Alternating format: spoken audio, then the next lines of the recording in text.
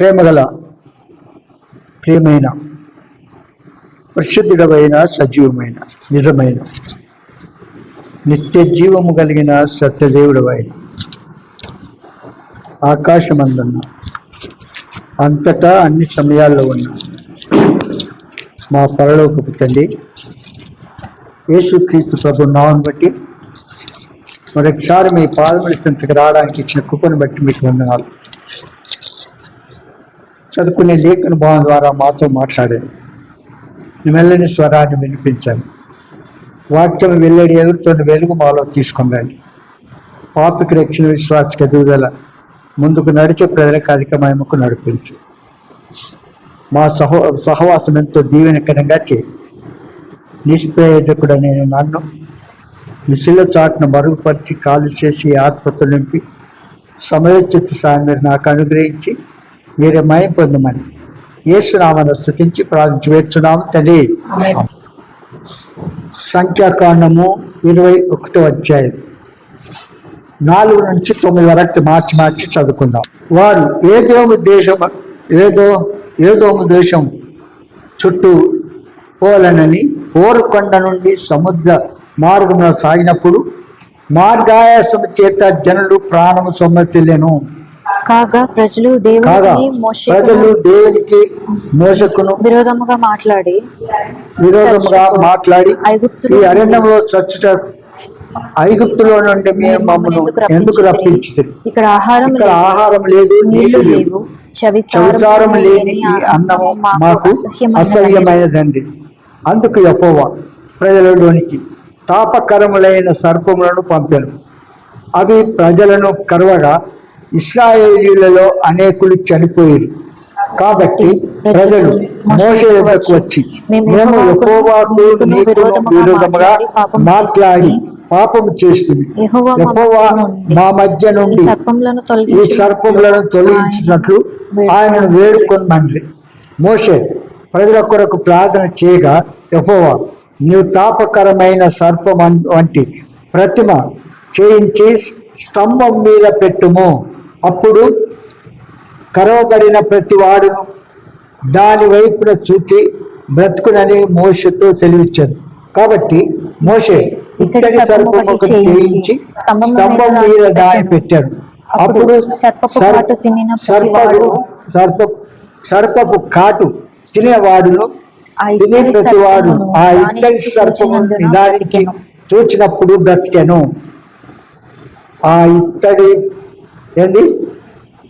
ఆ ఇత్తడి సర్పము చూసిన వాడు ఏమయ్యాడు?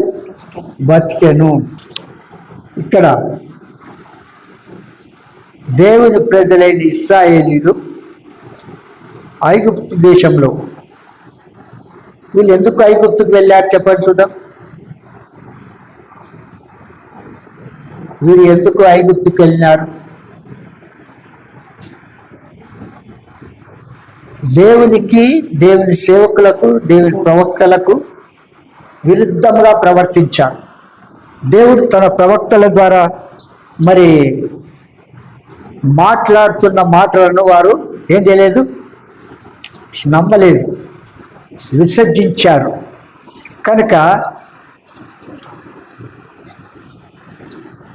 వారికి దేవుడు ఎంతో సహనంగా వారికి బోధించినప్పటికీ వారు వినలేదు. మూర్ఖుల వలె ప్రవర్తించితే అప్పుడు దేవుడే ఐగుప్తుకు చెరగా కొనుక్కోబడినట్లు చేశాడు.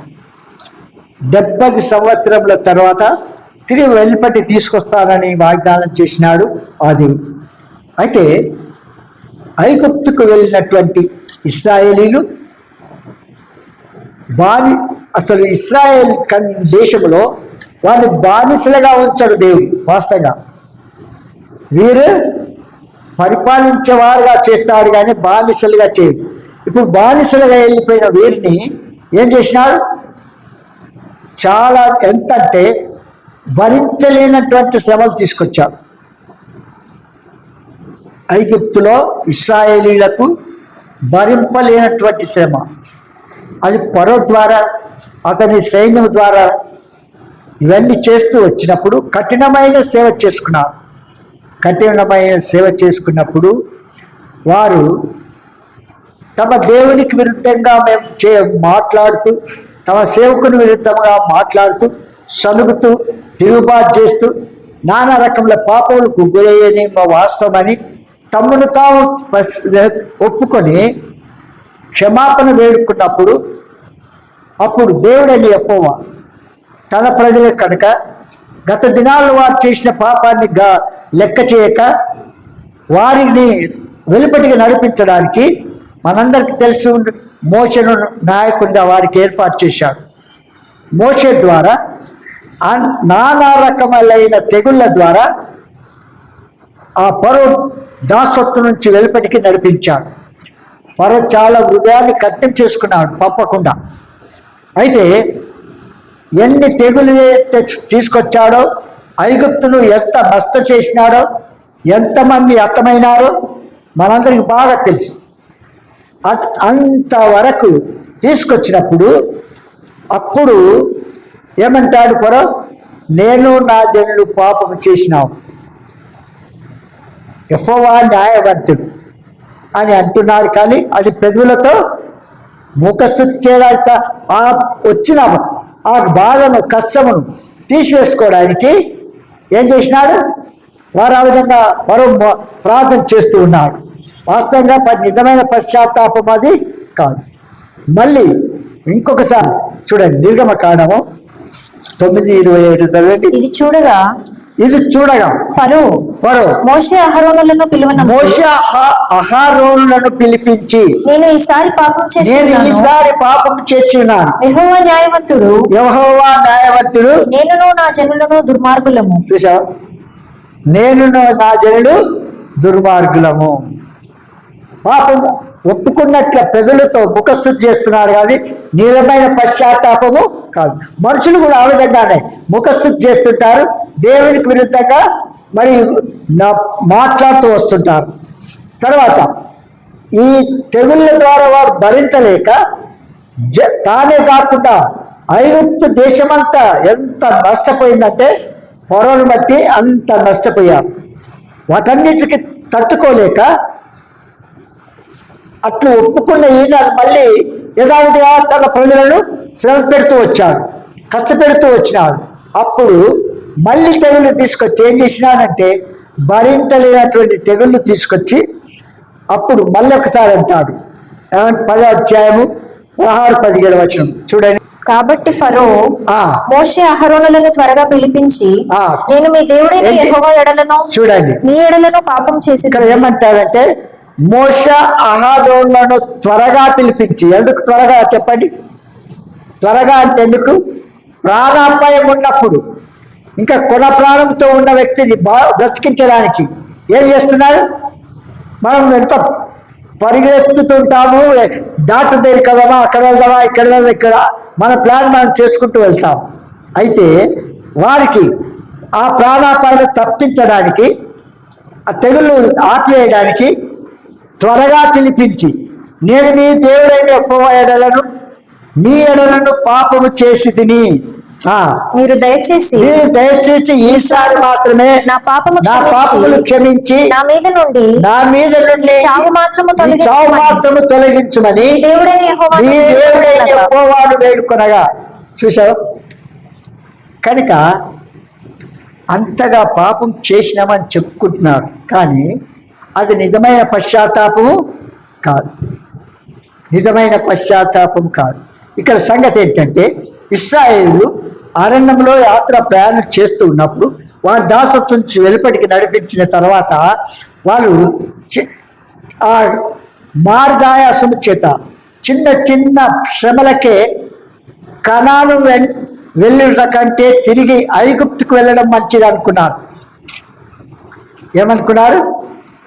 పరమ కానానికి వెళ్ళేదానికంటే ఐగుప్తుకు వెళ్ళడం మంచిది అనుకున్నారు. చూడండి, వారు ఐగుప్తు విడిచారు, కానీ ఐగుప్తు యొక్క లక్షణాలు ఇంకా వారిలో నుండి వెళ్ళలేదు. ఇది ఇశ్రాయేలుల చరిత్ర. వారు ఏదేమో దోషము చుట్టూ పోవాలని వారు చుట్టూ తిరుగుతూ వచ్చినప్పుడు ఏం జరిగింది? దేవునికి మోషేకు విరుద్ధంగా మాట్లాడారు.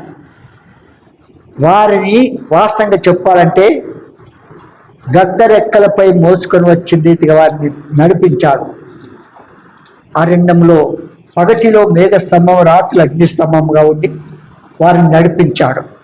ఆ తర్వాత ఏ కష్టం లేకుండా దేవదూతలు చేసిన తినే మన్నా ద్వారా వారిని పోషించాడు. ఆ తర్వాత వారికి కావలసిన నీళ్లు వారికి ఇచ్చాడు. అయితే ఏం చేసినాడు? అన్నీ అనుభవిస్తూ కూడా తిరిగి మళ్ళీ ఏం చేసినారు? వారు మోషేకు దేవునికి విరుద్ధంగా మాట్లాడుతూ ఉన్నారు, ప్రవర్తిస్తూ ఉన్నారు. చూడండి, సంఖ్యాకాండము 14వ అధ్యాయం. సంఖ్యాకాండము 14వ అధ్యాయం మొదటి 3 వచనాలు చదవండి. అప్పుడు ఆ సర్వ సమాజము ఎలుగెత్తే కేకలు వేశారు. సర్వ సమాజం ఎలుగెత్తి కేకలు వేశారు. ప్రజలు ఆ రాత్రి ఎలుగెత్తి ఏడ్చిరి. మరియు ఇశ్రాయేలీయులందరూ మోషే అహరోనుల పైన సనుగుకొనిరి. ఆ సర్వ సమాజము, అయ్యో, ఐగుప్తులో మేమేలా చావలేదు, ఈ అరణ్యమందు మేమేలా చావలేదు, మేము కత్తివాత పడినట్లు యెహోవా మమ్మల్ని ఈ దేశంలోనికి ఏలా తీసుకుని వచ్చును. మా భార్యలు మా పిల్లలు కొల్లపోవుదురు. తిరిగి ఐగుప్తుకు వెళ్ళుట మాకు మేలు కాదా అని వారితో అనిరి. చూసావా, ఐగుప్తుల చనిపోతే ఆత్మిక స్థలం లేదని ఇక్కడ తీసుకొచ్చినారా అంటున్నారు. చూడు వాళ్ళు ఎంత ఉందో. వారు ప్రారంభ సొమ్మతిల్లే కారణం బట్టి ఈ విధంగా ప్రవర్తించారు. అరణ్యంలో చచ్చుట కంటే ఐగుప్తులో నుండి మీరు మమ్మల్ని ఎందుకు తీసుకొచ్చారు?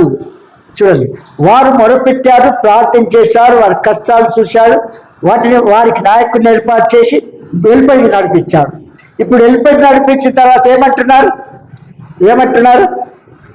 తిరిగి ఎందుకు మమ్మల్ని బయట తీసుకొచ్చినారు అని ప్రవక్తకు దేవునికి విరుద్ధంగా మాట్లాడుతున్నారు. చూడండి, వారు దేవదూతలు తినే మన్నాలతో వాళ్ళని పోషిస్తే వీళ్ళు ఏమంటారు తెలుసా? సవిసారం లేని అన్నపానములు మాకు అసహ్యమైనవి. ఏమైనా సవిసారం లేని ఆహారం మాకు అసహ్యమైనది. 21:4-5 చదవండి. వారు ఎదోము దేశమును చుట్టిపోవలనని చూడండి, హోరు కొండ నుండి ఎర్ర సముద్ర మార్గముగా సాగినప్పుడు మార్గాయాసము చేత జల్ల ప్రాణం సొమ్మసిలేదు. కాగా ప్రజలు దేవునికి మోషేకును విరోధముగా మాట్లాడి, ఈ అరణ్యంలో చచ్చుటకు ఐగుప్తులో నుండి మమ్మల్ని ఎందుకు రప్పించితిరి? ఇక్కడ ఆహారము లేదు, నీళ్లు లేవు, చవిసారములు లేని ఈ అన్నము మాకు అసహ్యమైనది. చవిసారము లేదు అంటే రుచి లేదు, పర్లేదు, ఉప్పు కారం కలిపి పెట్టినట్టుగా ఏమంటారు? అలాంటి ఆహారం పెడుతున్నారు. దేవదూతలు తినే ఆహారం పెడితే కూడా వాళ్ళట్లు వెంటనే సరుకుంటున్నారు. ఇప్పుడు మనం ఎట్లా అంటున్నాం? మనం ఏం చేస్తున్నాం చెప్పండి?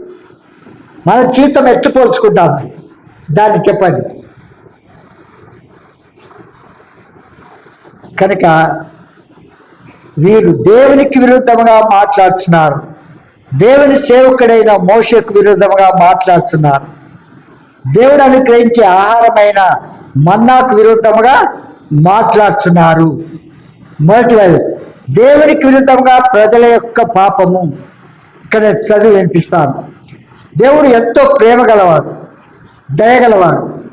ఐగుప్తులో ఇశ్రాయేళ్ల మొరను మూలుగులను విని వారిని విమోచించను. అరణ్యంలో వారి ముందుగా ఉండి నడిపించుతూ వచ్చాడు. వారికి దేవదూతల ఆహారం అనుగ్రహించుచున్నాడు. దేవుడు వారికి తోడుగా ఉన్నాడు. అయినా వారికి తృప్తి లేదు. ఏం లేదు? అయినా వారికి తృప్తి లేదు. కొద్దిగా కష్టం రాగానే వెంటనే దేవునికి విరుద్ధంగా మాట్లాడుతున్నారు. వెంటనే చూడండి, లూకాసు వార్త 10:16. మీ మాట వినువాడు నా మాట వినును. చూడు, ఇక్కడేమంటాడు ప్రభు? దైవ సేవకుని మాట, మీ మాట వినువాడు అంటే ఇక్కడ ప్రభు చెప్తున్నాడు, మీ మాట వినువాడు నా మాట వినును. ఏంది? ఇప్పుడు దేవుని పక్షంగా మనము వాక్య పరిచయం చేస్తూ ఉన్నాం. ప్రభు నిలబెట్టాడు. ప్రభు చెప్తున్న ఆ బోధకుని, సేవకుని, లేకపోతే దైవజనుని, భక్తులు ఎవరు చెప్పినప్పటికీ వారి మాట వినకపోతే నా మాట, చూడండి ఏమాట, అందుకే మీ మాట వినువాడు నా మాట విను, అంటే దేవుని మాట కూడా వినము అని అర్థం. ఒక సేవకుని మాట వినకపోవడము ఏం జరుగుతుంది? నా మాటను వినడు అంట. చూసా, దేవుడు ఆయన వారిలో ఉండి మాట్లాడుతున్నాడని గమనం ప్రజలకు లేదు. అందుకే మిమ్మల్ని నిరాకరించువాడు నన్ను నిరాకరించు. ఏం చేస్తాడు? మిమ్మల్ని అంటే దయ సేవకులను నిరాకరించేవారు, చిన్న చూపు చూపేవారు, నేరం వేసేవారు, మరి ఎవరైతే ఉన్నారో ఆ ప్రభువును నిరాకరిస్తున్నారని తెలుసుకోవాలి. ఆ ప్రభువును తృణీకరిస్తున్నారు, అసహించుకుంటున్నారని తెలుసుకోవాలి. మీరు ఏది భక్తి పడ్డామని కాదు, ఏ రూపంలో మనం దినదినం ప్రభుకు మహిమ తెచ్చేవారంగా ఉన్నాం. మనలో ఎలాంటి ఆత్మీయత లక్షణాలు కలిగి ఉంటున్నాం. అందుకంటాడు, మిమ్మల్ని నిరాకరించేవాడు నన్ను నిరాకరించు. నన్ను నిరాకరించారు అనుకోండి, సేవకునికి తమ హృదయంలో మనసాహసం చేసుకుని విధంగా పైకి కనబడకుండా హృదయ ఆంతర్యంలో నిరాకరిస్తారు. విన్నారా? నిరాకరించుతారు. ఎవరు నిరాకరించినట్టు? ప్రభువును నిరాకరించినట్టు, ప్రభువుకు విరుద్ధంగా ప్రవర్తిస్తున్నట్టుగా. కనుక అప్పుడు అంట, మిమ్మల్ని నిరాకరించేవాడు నన్ను నిరాకరించు, నన్ను నిరాకరించేవాడు నన్ను పంపిన వాడిని నిరాకరించున్నాడు. చూసావా? ప్రభువునే కాదు, తండ్రి దేవుని కూడా నిరాకరిస్తున్నాడు అంటాడు. చూడండి, యోహాను సువార్త 15వ అధ్యాయం 18వ వచనం చదవండి. లోకము మిమ్మల్ని ద్వేషించిన ఎడల, లోకము మిమ్మల్ని ద్వేషించిన ఎడల మీకంటే ముందుగా నన్ను ద్వేషించినని మీరు ఎరుగుదురు. ఏమంటాడు? లోకము మిమ్మల్ని ద్వేషించిన ఎడల మీకంటే ముందుగా నన్ను ద్వేషించినని మీరు ఎరగరా? చెప్పండి. ఏ పాపము చేసినా, చదువుకున్నా, తప్పులు పట్టినా, నేరం వేసినా, ఏడ్చినా, దుఃఖపోయినా దేవుడు అనుమతించకుండా ఏ జరగదు. ఒక వెంట్రుక కూడా ఉండదు. అలాంటప్పుడు విచ్చలవిడిగా నేరం పోవడం, లేని వాటిని అవునున్నట్లుగా చెప్పడం, దైవసేవకుల గురించి, దైవసేవకులు ఉన్న దేని కొరకు? ఆత్మల క్షేమం కొరకు, ఆత్మల రక్ష కొరకు, నిత్యత్వంకు సిద్ధపరచడానికి ఉన్నారా, లేకపోతే వెళ్ళగొట్టడానికి ఉన్నారా? అలాంటి వారిని కొద్దిగా ఆత్మీయత వచ్చిందో లేదో ఏం చేస్తాం? ఈ విధంగా ప్రవర్తిస్తూ ఉంటాం. ఏది జ్ఞానము అట్లా మనం ఏం చేస్తుంది? దేవుని విరుద్ధంగా మాట్లాడము, దైవ సేవకులకు విరుద్ధంగా మాట్లాడము, అది దైవక్రమము కానీ కాదు. ఏమంటారు? కనుక మన ఇక్కడ ఏమంటున్నారంటే, లోకము మిమ్మల్ని ద్వేషించిన ఎడల మీకంటే ముందుగా నన్ను ద్వేషించనని ఎరుగుదుము, మీరు ఎరుగుదు. మొదట దేవుని ద్వేషించుతున్నట్టుగా మీరు ఎప్పుడైనా సరే దేవుని ప్రజలకు విరుద్ధంగా సనగొకండి, నేరం మోపకండి. మరి ప్రభు చెప్పింది, ప్రభు అనుమతించినదైతే థ్యాంక్స్ చెప్పండి. ఏదైనా ఉంటే, అది భరించలేదు ఉంటే, అది సహించలేదు ఉంటే ఏం చేయాలి? థ్యాంక్స్ చెప్పండి. ఇప్పుడు చూడండి, ఆంటీ నేనున్నా, సేవకురాలు నేనున్నా అనుకోండి, అంటే మాకున్న ప్రాబ్లం అన్నిటినీ అంటే బాగు చేసినాడు, ఇంకా కొంత బలహీనత మాలో పెట్టాడు. అప్పుడు దేవుడికి థ్యాంక్స్ చెప్పాలి. ఈ బలహీనతలు కొనసాగింప చేస్తున్నాడు కనుక థ్యాంక్స్ చెప్తాం. అంతేగాని మరి అటు సనుకుండా దేవుడు ఏది చేసినా మేలు కొరకు చేస్తాడు కనుక మనం సనుక్కోకూడదు. అందుకే ఇక్కడ ఏమంటాడు? ఇక్కడ చూడండి, 20-21 చదవండి. ఇక్కడ దాసుడు తన యజమాను కంటే గొప్పవాడు కాడని నేను మీతో చెప్పిన మాట జ్ఞాపకం చేసుకోండి. లోకులు నన్ను హింసించిన ఎడల మిమ్మల్ని ఏం చేస్తాడు? మిమ్మల్ని కూడా హింసించుడు. నా మాట గైకొనేడల మీ మాట గైకొందురు. చూడండి ఎంత స్పష్టంగా దేవుడు ఒక వ్యక్తి మాట్లాడిన రీతిగా మనతో మాట్లాడుతున్నాడు. ఆ ప్రభు మాట వింటే దైవ సేవకుల మాట వింటాం. దైవ సేవకుల మాటనే వినకపోతే నా మాట కూడా వినరు అని అర్థం. మనము కనుక ఎంత ఒక వ్యక్తి మాట్లాడిన రీతిగా మనతో మాట్లాడుతున్నాడు. మన జీవితంలో మనం దేవుడు ఎంత సమీపంగా ఉండి మాట్లాడు చూడండి. అయితే వారు నన్ను పంపిన వాడిని ఎరగరు కనుక నా నామము నిమిత్తము వీటన్నిటినీ మీకు చేయుదురు. మాట్లాడిన వారు నన్ను ఎరగదు. చూడు ఎంత స్పష్టంగా దేవుడు చెప్తున్నప్పటికీ మన జీవితం మారదు అందరూ. కనుక మనము దేవునికి విరుద్ధంగా ఎప్పుడు కూడా మాట్లాడకూడదు. సంఖ్యాకాండము 25వ వచనం చదవండి. ఈ కాని చోటికి మమ్మల్ని తెచ్చుటకు ఐగుప్తులో నుండి మమ్మల్ని ఏలు రప్పించితిరి. ఈ స్థలములో గింజలు లేవు,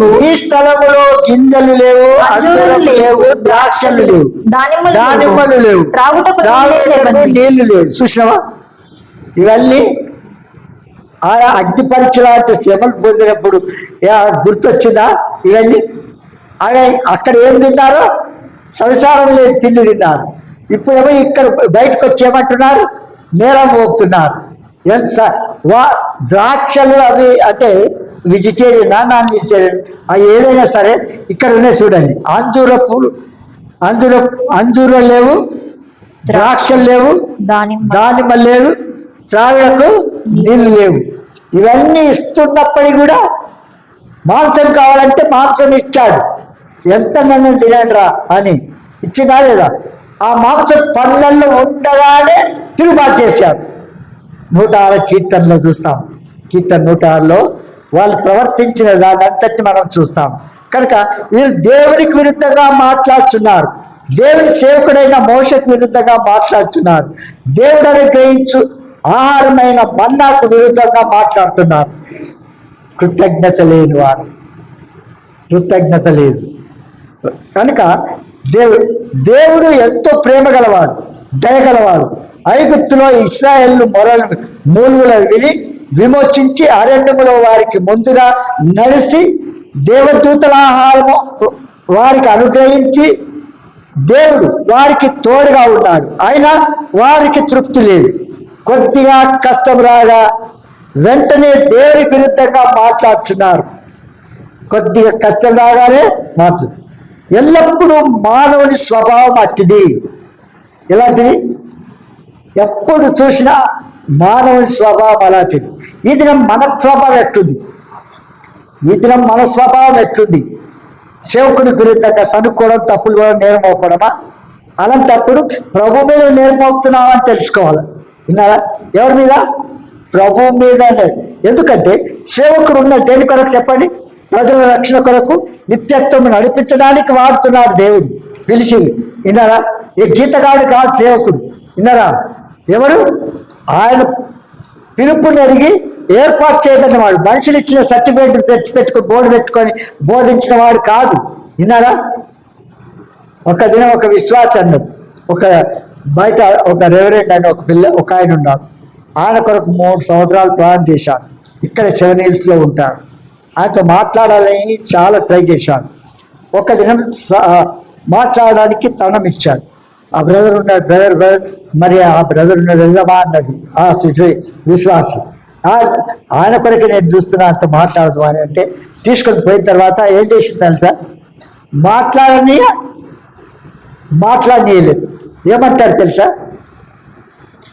అందరు సేవకులు పాస్టర్లు అందరు కలుస్తారు కానీ ఎబ్రోన్ కలవరు, ఎవరితో కలవరు అన్నాడు. అంటే నేను చెప్పినాను, దేవుడు నాకు ఇచ్చిన తలంతుని బట్టి నేను రోజు బిర్యానీ తింటాను. ఎల్లిపాయ కారం పెడితే నేను నీ దగ్గర వచ్చి తింటారా? చెప్పండి. అంటే వారి బోధలు, వారి క్రియలు, వారి మాటలు ఎట్లుంటాయి? ఎల్లిపాయ కారం పెట్టినట్టుగా ఉంటాయి. చూడండి, మీరు ఇప్పటికీ పబ్లిక్ మీటింగ్లో మాట్లాడుతున్నారు. దేవుని వాక్యం ఎట్లా చెప్తారు? వట్టి మాటలు ఎన్ని చెప్తారు చూడండి. వట్టి మాటలు చెప్పి ఒక మాట దేవుని మాట చెప్తూ ఉంటారు. మీరు చూడండి, గమనించండి. వాక్యం ఎక్కువ ఉండదు. ప్రజలకు అనుకూలమైన మాటలు పలుకుతారు అంతే. అని నరకనమండి ఎక్కడనమండి మీరు రక్షింపబడతారు, మీరు పనిలోకి వెళ్తారు అంటాడు. మళ్ళా చెప్పు, తమ ఇష్టం వచ్చినట్టుగా ప్రవర్తించి నువ్వు పరలోకం వెళ్తావంటే ఏం జరిగినట్టు? ఒకడు మతంలో కలుపుకోవడానికి భూమిని సముద్రాలు చుట్టూ వేసి వచ్చారు.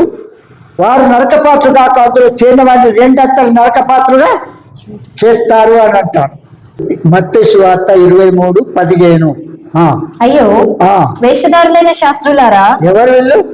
వేషధారులైన శాస్త్రులారా. ఈ వేషం వేసుకున్న మనుషులు కూడా అదే పని. విన్నారా? వాళ్ళ శాస్త్రుల దగ్గర మన పేరు పెట్టుకోవాలి. ఏం చేయాలి? లేఖనం చదవడం కాదు, మనకు పోల్చుకొని చూడాలి. అయ్యో వేషధారులైన శాస్త్రులారా పరిసయ్యులారా. ఈ శాస్త్ర పరిసయ్యుల పని ఏంటి చెప్పండి? ప్రభు ఎక్కడ పిలవకపోయినా ప్రభు ఎక్కడ వెళ్తే అక్కడ వెళ్ళడం, తప్పులు పట్టడం, నేరం పోయడం, ఏమంటారు హింసించడం, వేలాడి తీయడం, వాళ్ళ పని అంట. వాస్తవం కదా? ఆ రకంగా ప్రవర్తించే వారు ఆ జాతికి చెందిన వారే.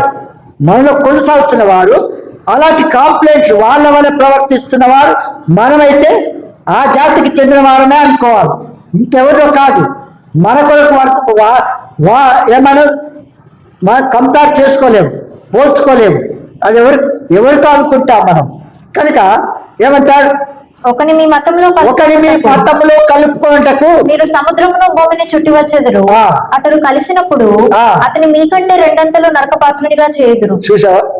అతడు కలిసినప్పుడు అతని మీకంటే రెండంతలు నరకపాత్రుగా చేస్తారు. చూడండి, క్రైస్తవులు ఏం చేస్తారు? పాస్టర్లు నా దగ్గర రా, నా దగ్గర అని పిలుస్తుంటారు. ఏంటికి? నేను నరకానికి పోతా, నువ్వు కూడా నరకానికి పోదు అని. అంతేనా? చూడండి, కనుక దైవ చిత్తానికి ప్రతికూలంగా మనం ప్రవర్తించొద్దు, మనం ఆ రకంగా కొనసాగకూడదు. ఎల్లప్పుడు మానవుని స్వభావం అట్టిదే.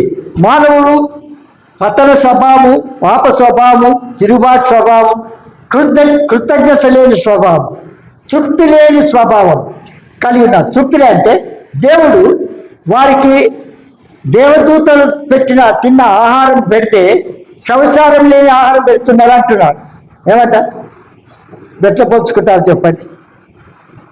మనకి ఎట్లా పోల్చుకుంటాం? మీకు ఏ ఆహారం పెడుతున్నా? వారంకి ఒకసారి పెడుతున్నా. అదే వారంకి ఒకసారి పెడుతున్నా అన్నం భోజనం అదేనా? కాదు. ఆత్మీయంగా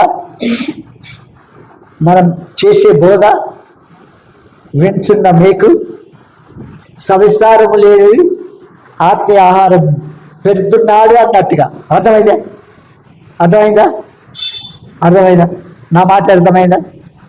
నా బోధలు ఎట్లున్నాయి? కొందరికి ఎట్లున్నాయి?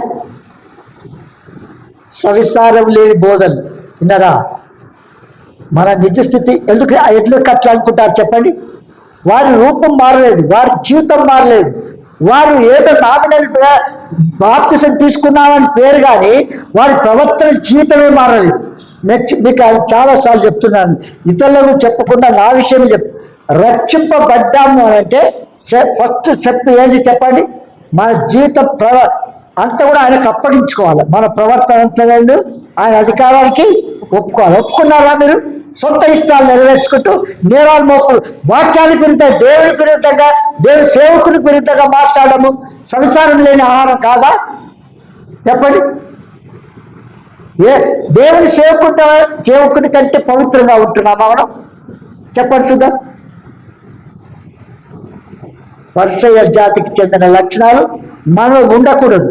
అందుకే ప్రతి పాపము దేవునికి విరుద్ధముగా, దేవునికి అవిధేయ చూపుట పాపము. కనుక అంటారు ఆజ్ఞ అతిక్రమము పాపము. 1:6-4 చూస్తాం. కనుక పాపము చేయ ప్రతివాడు ఆజ్ఞ అతిక్రమించును, ఆజ్ఞ అతిక్రమమే పాపము.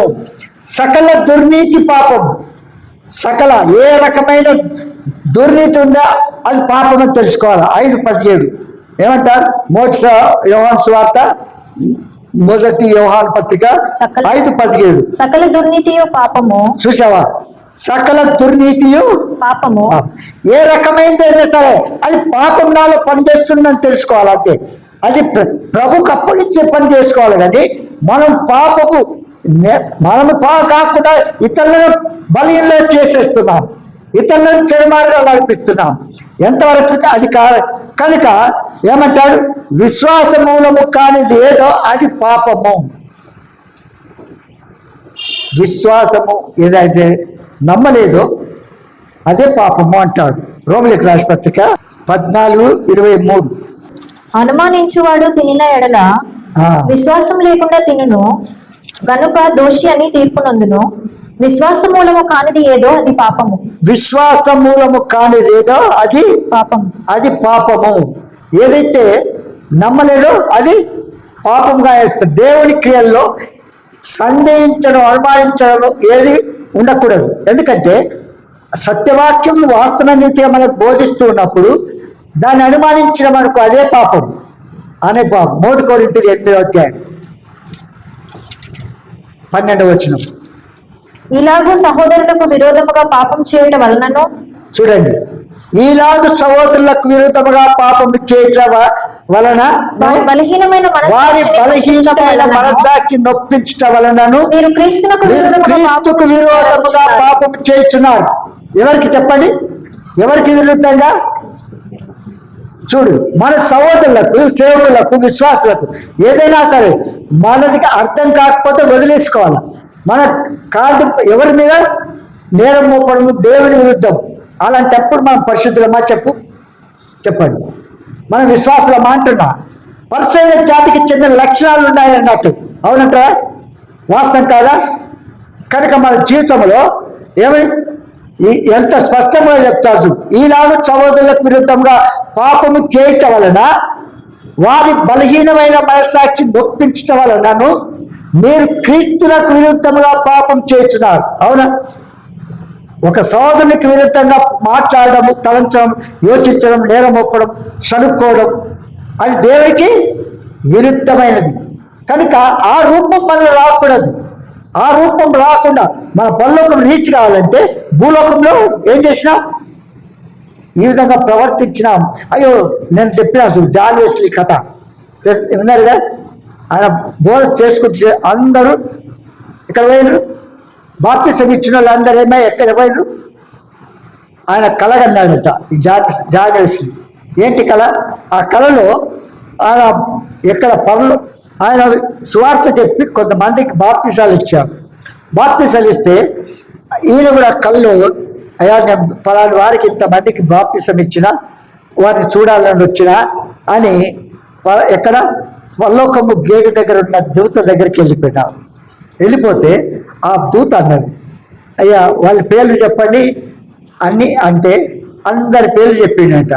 అందరి పేర్లు చెప్తే ఆ పరలోకం గేట్లో ఉన్న దూత అందట, ఈ పేరు కల్లవారు ఒక్కరు కూడా లేదు ఇట్లా అన్నాడట. ఏం లేదు, ఒక్కరు కూడా లేదు. తర్వాత 2వ గేటు, అది నరకం గేటు. అక్కడ ఒక గేట్ ఉంది, అక్కడ పోయి అడుగు చూడు ఉన్నారేమో అని అన్నాడట. అక్కడ పోయి ఏం చేసాడు? నరకం దగ్గర పోయి గేట్ దగ్గర ఉన్న దూతతో అంటాడు, అయ్యా నేను భూలోకంలో సేవ చేశాను, ఇంతమంది బాప్తిసాన్ని ఇచ్చాను, వారిని చూసిపోవాలని ఆశ ఉందయ్యా, వారు ఉన్నారా అని అడిగితే ఏమో చెప్పండి వాళ్ళ పేర్లు అంటే అందరూ ఇంట్లో ఉన్నారు. ఎక్కడున్నారు? నరకంలో ఉన్నారు. చూడు, మన భక్తి ఎక్కడ?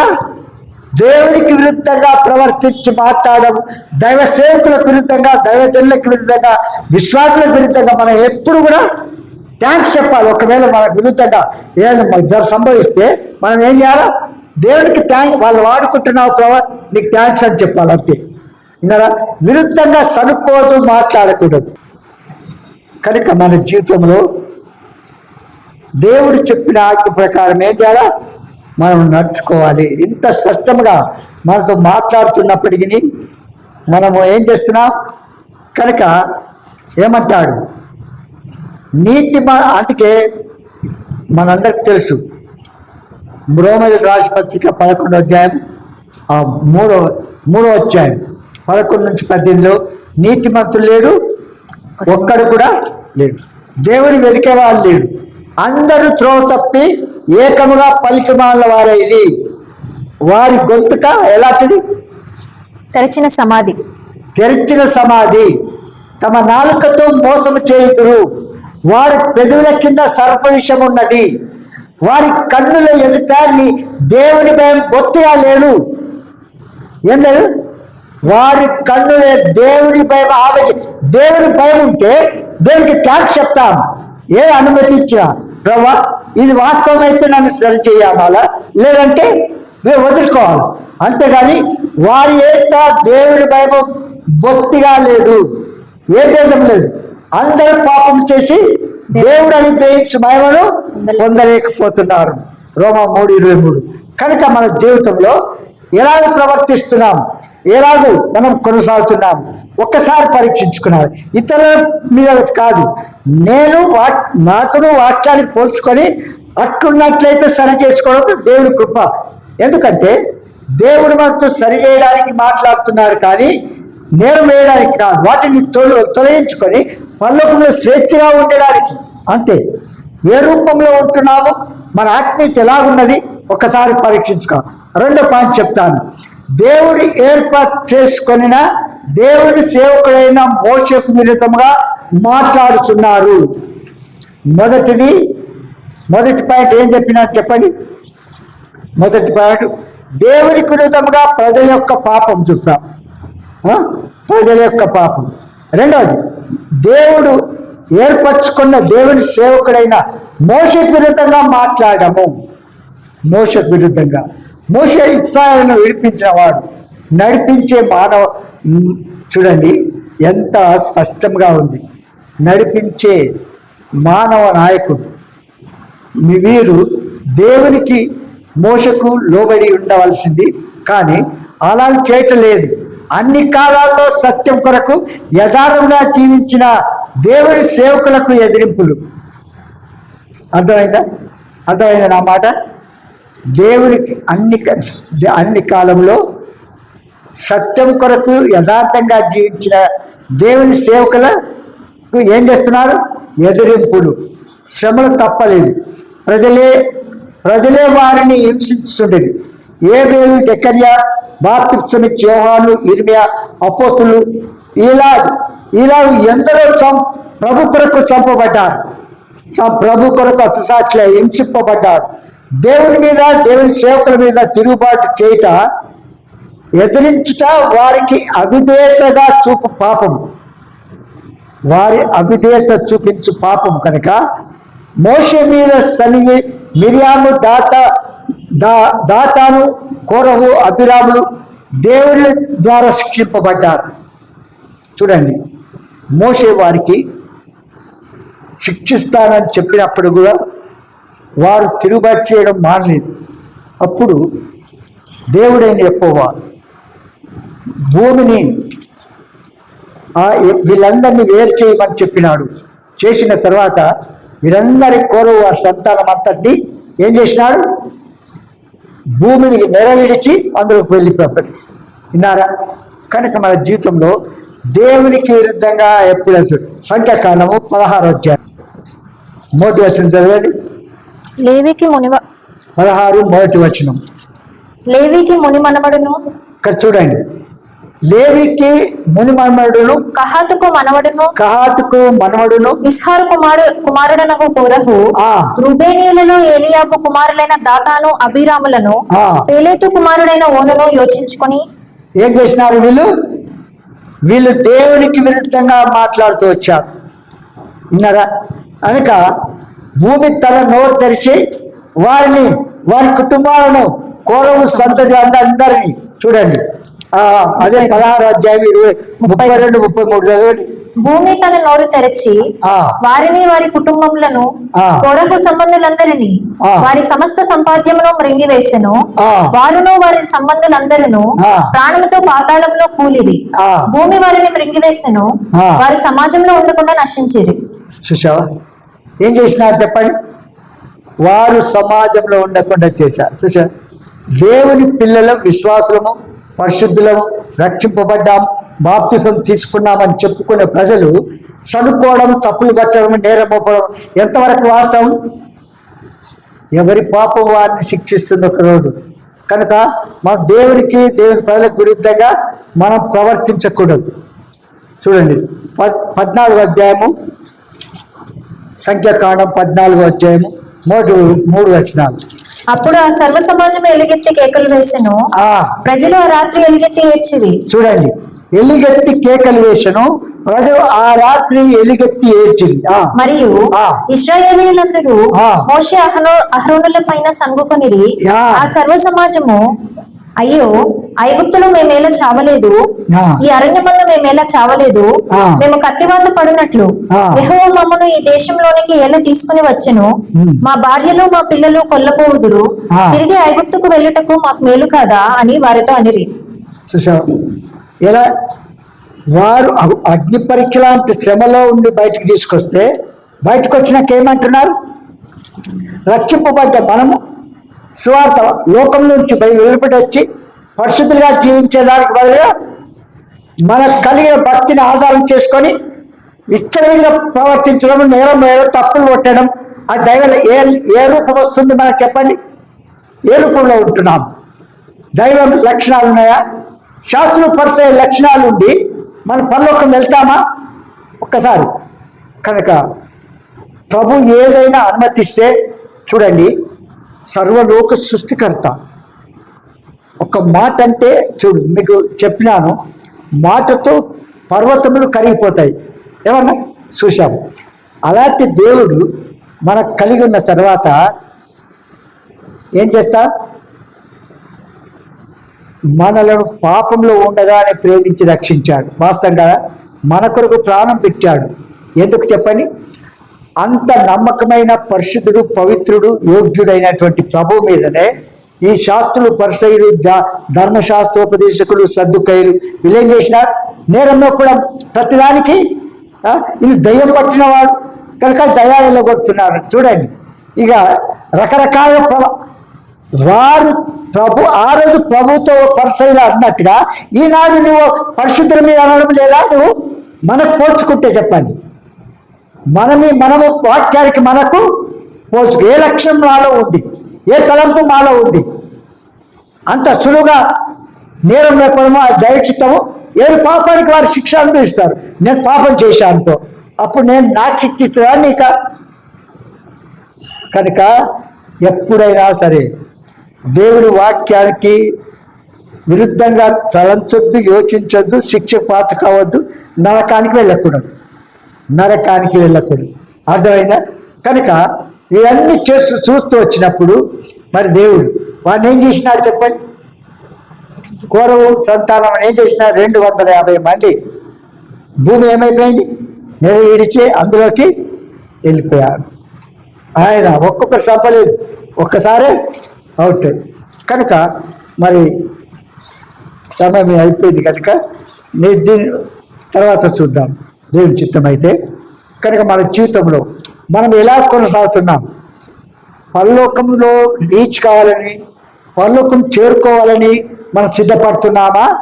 భూలోకంలో మనుషులను తప్పులు పట్టడం, నేరం మోపడం, అసహించుకోవడం, ఇంకా రకరకాల ప్రవర్తించడం అది దైవ క్రమమా? దేవుని విరుద్ధమైన క్రమాన్ని మనము చేయకూడదు, తలంచకూడదు, కూడా రానివ్వకుండా చూసుకోవాలి. అందుకే ఇప్పుడు చదివిన భాగంలో మెయిన్ సబ్జెక్ట్ ఏంటి చెప్పండి? సంఖ్యాకాండం 21వ అధ్యాయం 4 నుంచి 9 వరకు చదివిన భాగంలో దేని కొరకు చదివినా చెప్పండి? ఇత్తడి సర్పము గురించి వింటున్నాం. ఇత్తడి సర్పం గురించి ఏం చేసినారు? విష పురుగులు, పాములు వారి ఖర్చు చంపేసినాయి. ఈ సనుక్కున్న వారందరినీ చంపేస్తే అప్పుడు మేము నీకును సేవకునికి విరుద్ధంగా పాపం చేశాము కనుక వీటిని తొలగించడానికి మాకు ఏం చేయమన్నారు? ప్రార్థన చేయమని అన్నారు. అప్పుడు తెలుసుకున్నారు. ఎప్పుడు? పాము కాటు ద్వారా చనిపోయిన వ్యక్తులు ఎంతోమంది ఉన్నారు. అంటే ప్రభు అన్నాడు, మోషే ప్రార్థన చేస్తే నీవు ఒక పని చేయి, ఒక ఇత్తడి సర్పమును చేసి స్తంభం మీద పెట్టు, నిదానించి ఆ స్తంభమును చూసిన వాడు బాగుపడతాడు, క్షమాపణ పొందుతాడు, మారు మనసు పొందుతాడు అని చెప్పాడు. కనుక అది తర్వాత చూస్తాం. ముందుగానే వాక్య క్రమంగా చూసుకుంటూ వెళ్దాం. కనుక మన జీవితంలో ఇంకా ఎవరైనా సరే ఇంకా పశ్చాత్తాపడకపోతే, మారు మనసు పొందకపోతే, లేదా దేవునికి, దేవుని సేవకులకు, దేవుని సంఘానికి, విశ్వాసులకు సనుగులు, నేరారోపణలు, తప్పులు పట్టామా, ఆ స్వభావాన్ని తొలగించుకొని ప్రభు చెప్పిన రీతిగా మనము లోకంలో మన యాత్రను కొనసాగించుకోవాలి. ఇక్కడ ఏమంటే 3వ పాయింట్ ఏంటంటే దేవుడు సిద్ధపరిచిన మన్నాకు విరుద్ధముగా మాట్లాడిరి. ఈ తర్వాత చూస్తాం ఉన్నారా. కనుక మన జీవితంలో దేవునికి కానీ దేవుని సేవకులకు కానీ దేవుని మందిరం కానీ విరుద్ధంగా తలంచొచ్చు ఏది వారి పాపం ఎవరి పాపం వారిని శిక్షిస్తుందా లేదా? ఎవరి పాపం వారు శిక్షిస్తుంది. నువ్వేం క్రియేట్ చేయాల్సిన అవసరము లేదు. కనుక మన వ్యక్తిగతంగా మన జీవితం సరి చేసుకొని ప్రభువులో పాల్పొందాం, ప్రార్థన చేసుకుంటాం. ప్రియ తండ్రి, యేసునామమున మరొకసారి పాసనికి వస్తున్నాం. మా ముందుకు తీసుకొచ్చిన లేఖన భాగములన్నిటిని బట్టి మీకు వందనాలు. మానవ అందుబాటులో విత్తమైన వాక్యానికి పరిశుద్ధాత్మ కార్యం మాలో లోతుగా జరిగించి మీరు ఆశించిన రూపంలో మార్చి మీ నామనకు మాయం తెచ్చుకుంటా నమ్మి స్తుతిస్తున్నాం. మరొకసారి విత్తమైన వాక్యాలు పాపికి రక్షణ విశ్వాసకి ముందుకు నడిచే అధిక మహిమకు నడిపించి మా సహవాసం ఎంతో దీవెనకరంగా చేసి మయం పొందమని యేసునామమున స్తుతించి ప్రార్థించి వేస్తున్నాము తండ్రి.